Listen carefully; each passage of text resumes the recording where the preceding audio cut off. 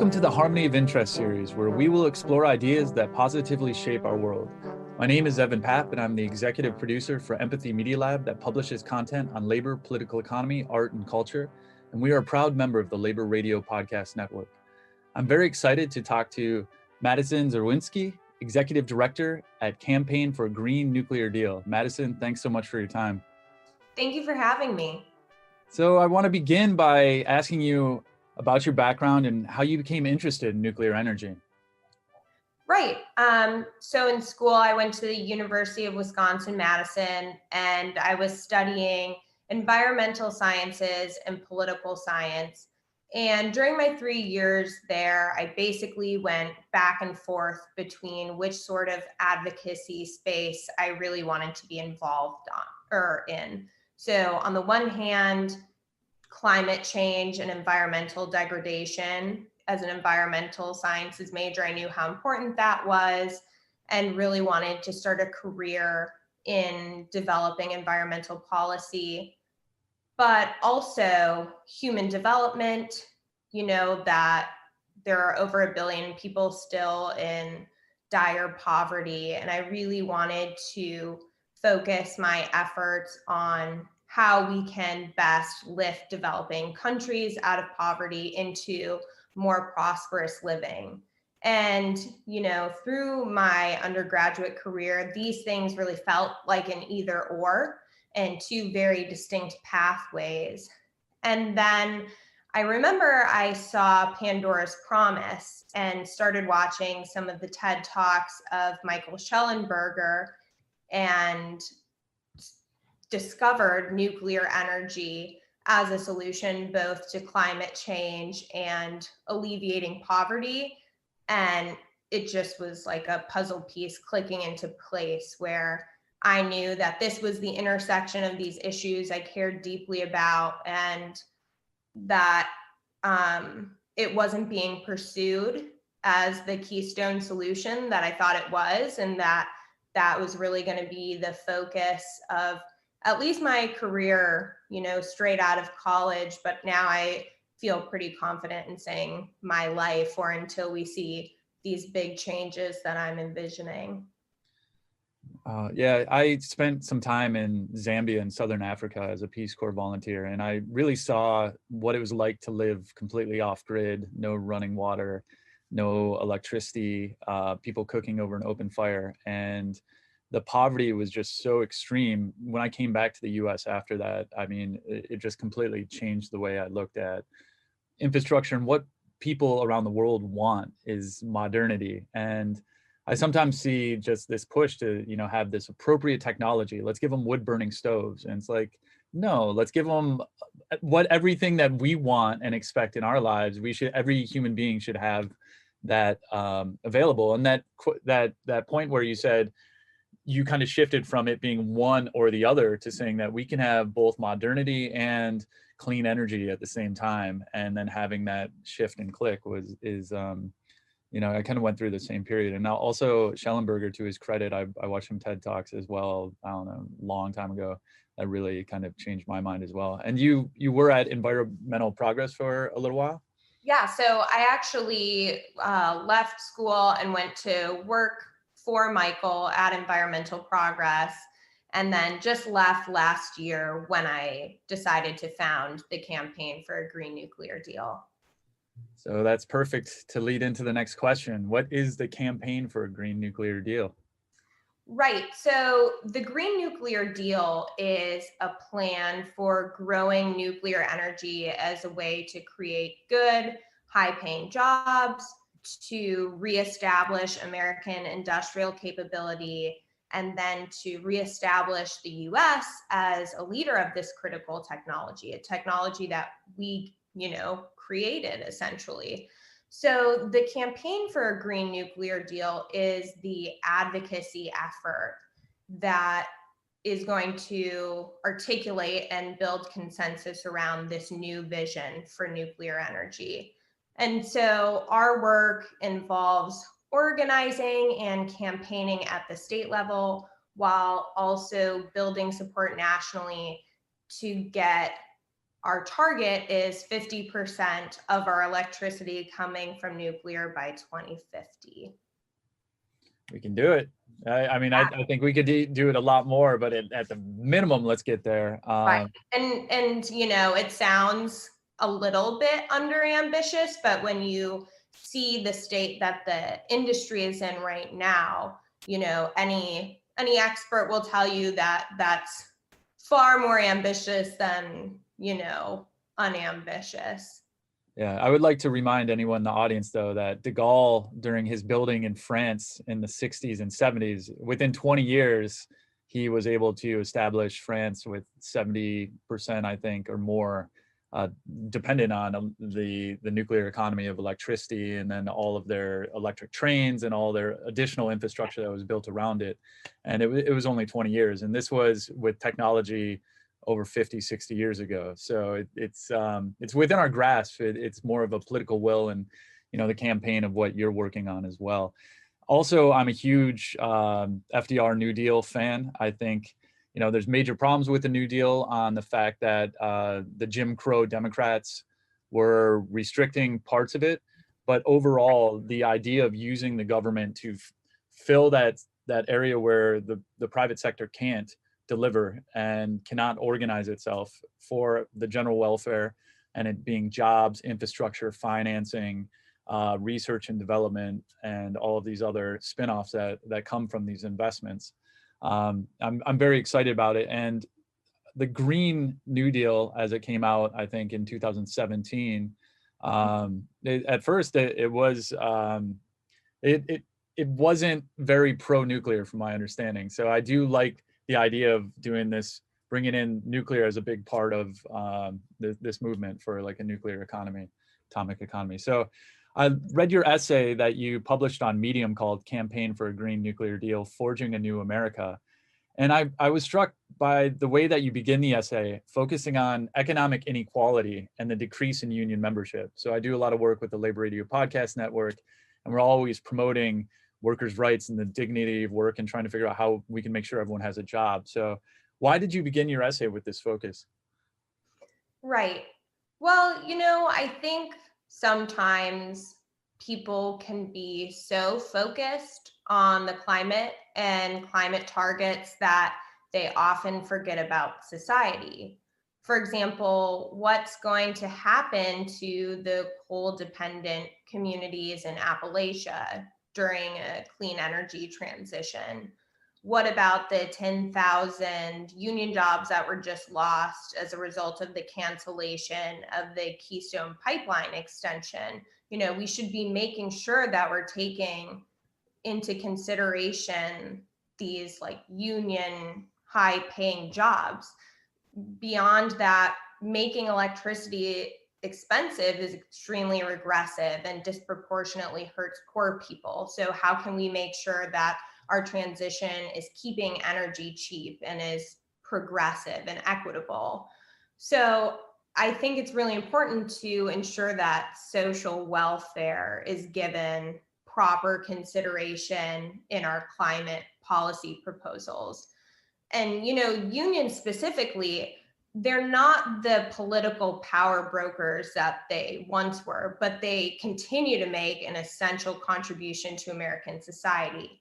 You know, unions emanate stability. They often provide wages high enough to raise children on. They fight for schedules and better hours that allow people to spend more time at home or in their communities or in their social groups. So I think that, you know, unions specifically make for good society. And I think it's just important to me and to this campaign that unions and organized labor have the seat at the table that they deserve in these negotiations and are a priority of any clean jobs program. Yeah, absolutely. And I see unions as actually being democracy at the workplace. It's where you have a voice. So it's a means to enhance democracy by bringing it into the workplace. And then also the ends of like actually getting a greater piece of the fruits of one's labor, you know, that where they're generating value on the floor and in the production house. so often gets taken away from the people on the top. And so I think it's just a more equitable distribution. I also love the fact in this essay too that you focus on almost the political economy of nuclear energy, and the fact that it's not just about electricity, it's about restarting our entire manufacturing process to be able to build the materials that maybe we don't even have the capability anymore. Maybe we've lost that in with deindustrialization and the offshoring of a lot of our manufacturing, and being able to bring that back so that we can build our own units and then export that as well, which can also help with trade imbalances and things like that. Can you talk a little bit about the nuclear economy that that everyone can benefit from? Right. Yeah. So there are a lot of people, that have already been communicating the incredible benefits of nuclear power. These plants are basically immortal. Wherever they exist, the quality of life improves, and they create abundant, reliable, cheap electricity without having to compromise on climate or the environment. And all of that is really great. For me, the key to this campaign is that nuclear requires a strong workforce and a certain level of manufacturing in such that the industry exhibits path dependence. Basically, this just means that nuclear makes it easy to develop other advantageous industries and grow the economy. So that's existing at the macro level, at the level of the nuclear sector. But also nuclear creates path dependence at the micro or municipal level. So think about the ecosystem of unions that attach themselves to the plant and the communities that get to house these plants.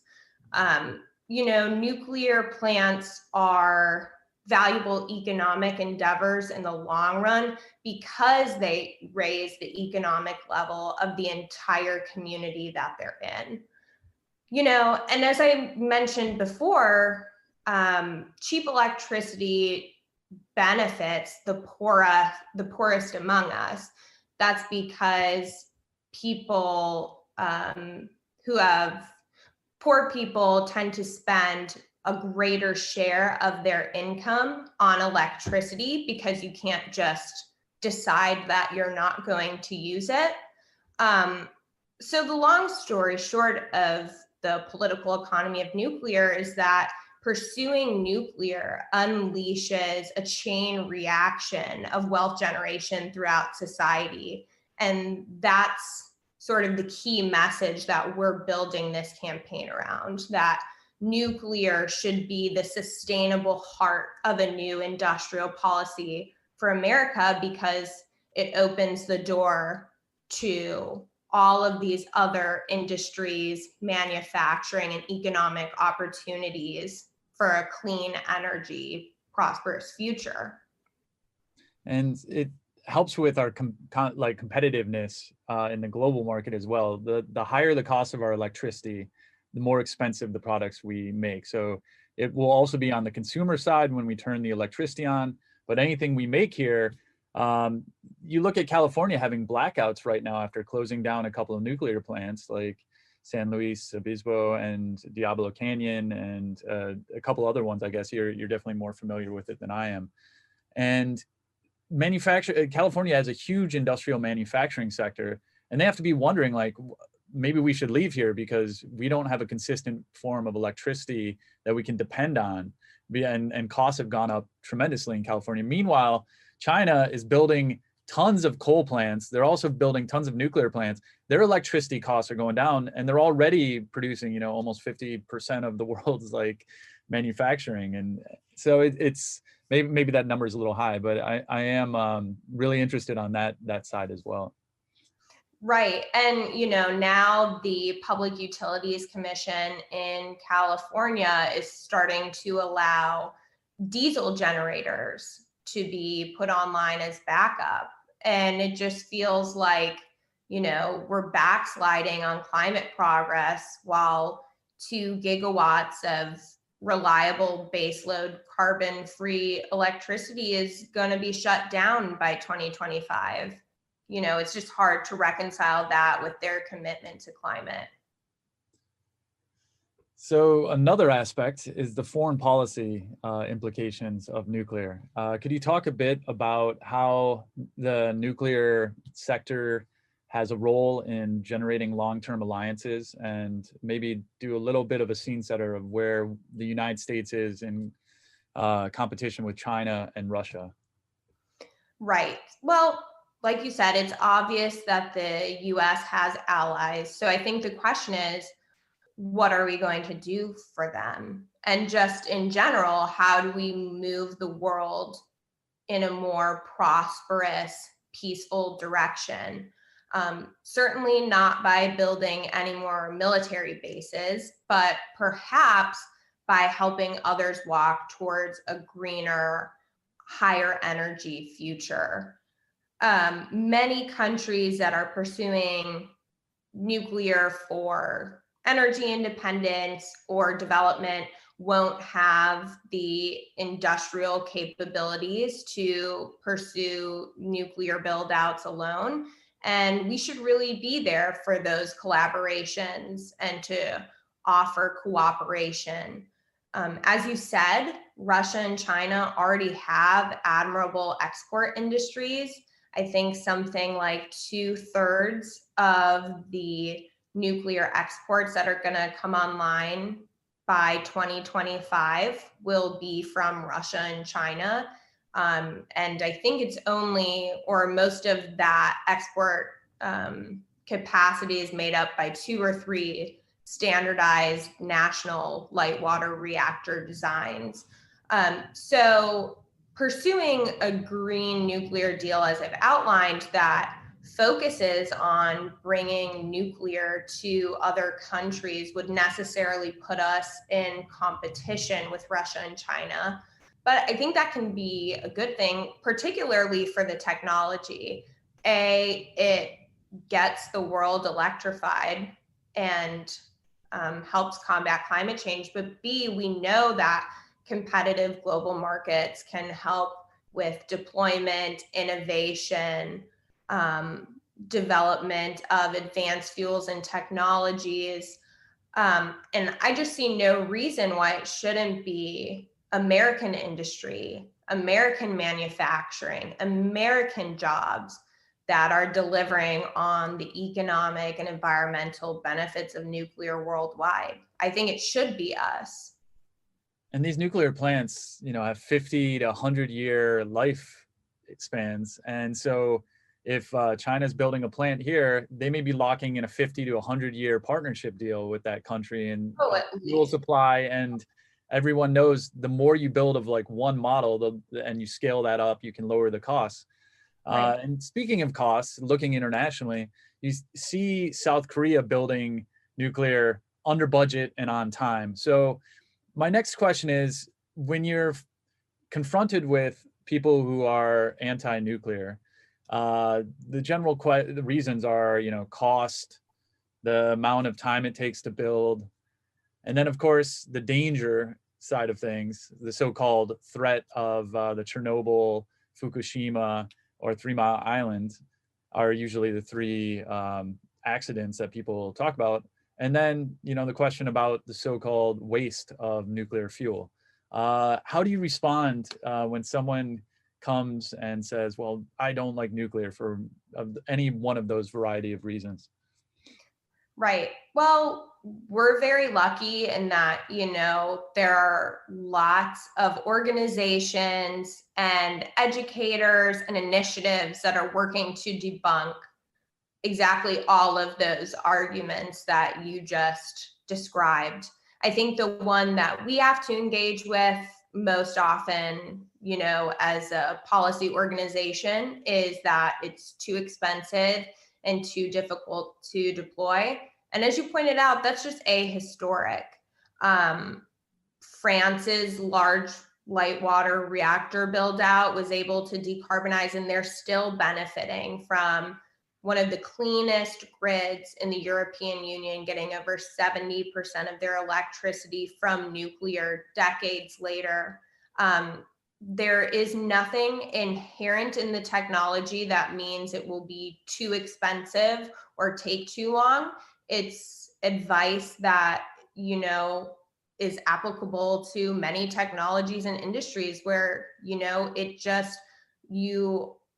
get better once you do it more and you gain tacit knowledge and you find ways to become more efficient, and you get the benefits of economies of scale. And so, yeah, I think it's bad faith to say because the 2 reactors in Georgia that will be coming online this year and next, because they were not on time and they were over budget, that can never be the case.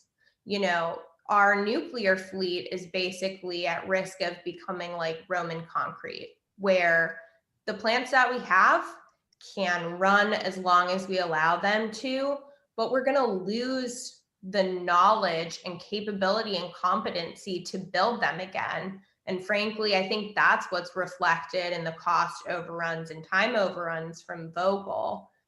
As for the safety, as for, the waste issue, like I said, there are a lot of public engagement and education groups and resources that we can point folks to. So, at a personal level, I'm always going to be having those conversations. But from an organizational standpoint, it's really quite useful to have those allies, to be able to have that network to point people to experts so that we are not constantly relitigating these sort of tired arguments, but we can engage with the good faith actors and those who are genuinely curious through our network. Yeah. And I always like to bring up this idea that the United States had in the 70s these breeder reactors that you could actually recycle the fuel, and that was shut down by Carter in the 70s. We've had this technology and now they're bringing it back up at the Idaho National Labs and rebuilding this capability. But the waste is a blessing when it has, over 90% of the fuel left in it. You can bring it back and Waste recycle is it. the best part about it. It's the selling point of nuclear. It's the best from an environmental standpoint, and that it can be safely contained, unlike, emissions from fossil fuels. We have a way that we store it and keep it safe on site. Currently, different generation technologies, including solar, wind, batteries, we don't have waste management for them yet. So they end up in the natural environment. Because of the energy density of uranium, there's just so little of it.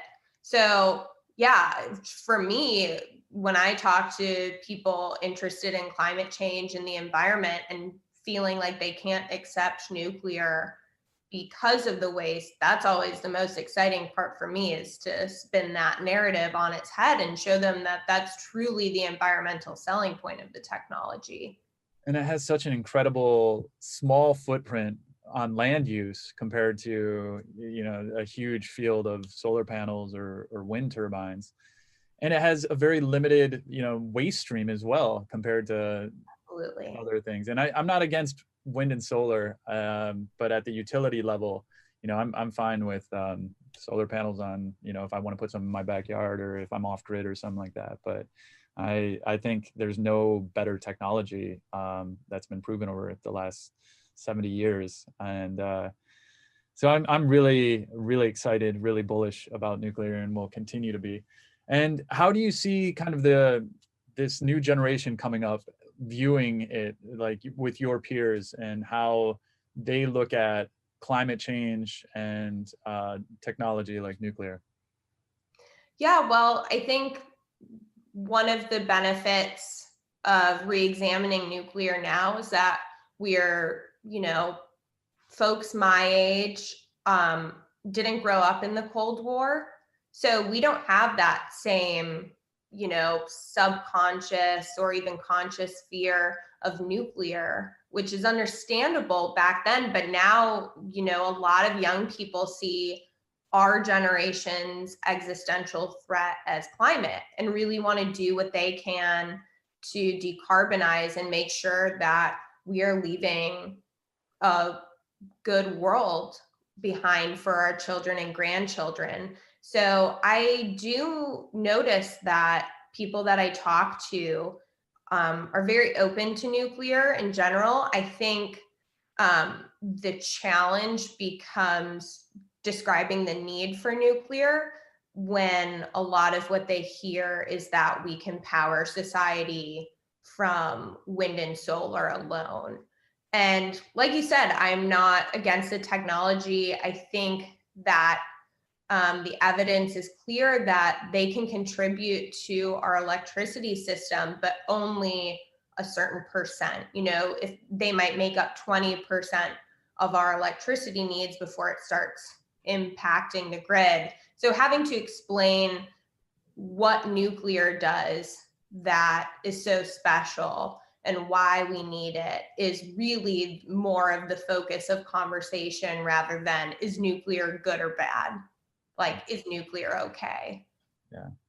And I know there's this huge like Twitter war of like, let's be all like kumbaya about every technology versus fundamentalists or just we have to use this technology.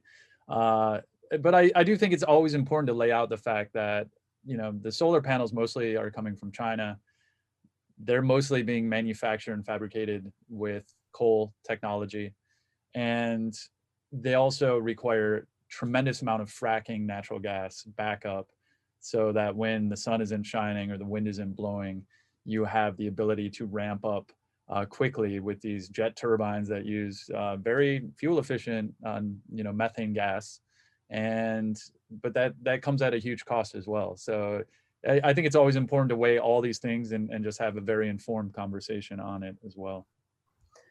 Right. Yeah. I mean, there's no reason to be dogmatic about it. At the same time, there are opportunity costs. There's a limited amount of capital, political will, time, attention.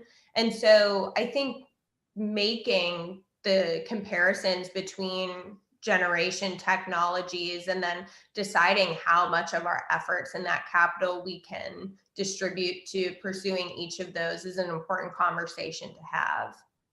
Yeah. So looking ahead, we have a new administration, and for the first time in over 40 years, the Democratic Party has allowed nuclear to finally be an option, going back to the country's 1950s policy of atoms for peace. And where do you see some opportunities, or what is your organization looking at the Biden administration and trying to figure out ways to potentially have some leverage or influence points that people can get behind? Sure. Well, we're not exactly sure yet. Right now, the Biden administration is very busy attempting to pull us out of the coronavirus. And I think that relief packages that they negotiate and how to really kind of take us out of this global pandemic is obviously going to be priority number one and take up a good chunk of this year. When the conversation does shift to infrastructure or clean energy, we would love to have a seat at the table. But right now, it's unclear how we would influence their vision for a climate plan because we're not exactly sure what it is. In reading the Build Back Better plan, I feel like there are a lot of ambitious goals and targets and not a lot of concrete policy steps. And a little bit like it's trying to be all things to all people. So I'm hoping that we'll get some clarity on specific policy initiatives in the coming months. In the meantime, we're just going to continue to campaign and organize at the state level. Things are pretty dire in Illinois right now. We have 2 plants that are in total 4.1 gigawatts of clean electricity on the chopping block this year. And really, unless action is taken this spring, we will lose them and potentially 2 more. In California, Diablo Canyon is still set to close in 2024 and 2025. So until we have some more clarity on the status of clean energy policy at the federal level, we're going to continue to build union relationships, political relationships, organize in these states where nuclear plants are at risk of premature closure. And I think that's going to help us achieve that long-term goal of building consensus around a federal policy agenda for nuclear. So in closing, looking into the future, what are you most optimistic about? Well, I'm actually optimistic about a couple of things. First of all, I just said the situation is dire. The stakes are high, but I am optimistic about saving these plants. It's been absolutely incredible and really heartening to see the way that communities are coming together and fighting for their nuclear plants and reaching out to their state legislators on behalf of the workers. I just got off a call with the superintendent of the Byron School District, and their communities have already have a number of virtual events coming on for the spring. We're organizing American Nuclear Society students at the Urbana-Champaign campus who are mobilizing to get the word out and educate the public. I do think that these plants have a future. Beyond that, the NRC has accepted a license extension application from Point Beach Nuclear Plant in Wisconsin, which is where I grew up. So it's so awesome to see these plants, operating well beyond the life that they were thought to have had. And again, I see no reason why they can't continue to provide a backbone for our clean electricity economy for decades into the future. And then lastly, Vogtle Unit 3 is still scheduled to come online at the end of this year, and then Unit 4 in 2022. And so that was a very long process. For a time, there was a lot of uncertainty on whether it would get done or not, if the project would be completed. And now that it's coming online, it's going to provide Georgia and that part of the country clean electricity for generations to come. And I think that's really inspiring and, keeps us going at the campaign.